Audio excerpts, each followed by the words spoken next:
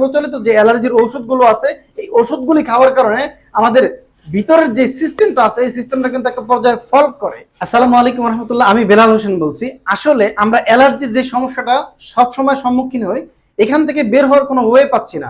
যখন আমরা বিভিন্ন ডাক্তারদের কাছ থেকে কনসালটেন্সি গ্রহণ করি বা ডাক্তারের কাছ থেকে পরামর্শ গ্রহণ করি, তখন কিন্তু ডাক্তার বলে আপনি চিংড়ি মাছ খাবেন না, ইলিশ মাছ খাবেন না, গরুর গোশত খাবেন না, ডাল খাবেন না, এটা খাবেন না, ওটা খাবেন না, এভাবে বলতে থাকে। বিশাল একটা লিস্ট আমাদেরকে ধরিয়ে দেয়, বলে এগুলি আপনি খাবেন না, এছাড়া বাকি সবকিছুই খাবেন। তো আসলে আপনি একবার চিন্তা করেন যে আপনার যদি এই পুষ্টিহীনতায় ভুগতে হয়, অর্থাৎ এই খাবারগুলো যদি আপনি না খান, অ্যালার্জি থেকে আপনি মুক্তি পাচ্ছেন, আলটিমেট কিন্তু আপনি পুষ্টিহীনতায় ভুগতেছেন। সো এইভাবে করে আর কতদিন পার করবেন?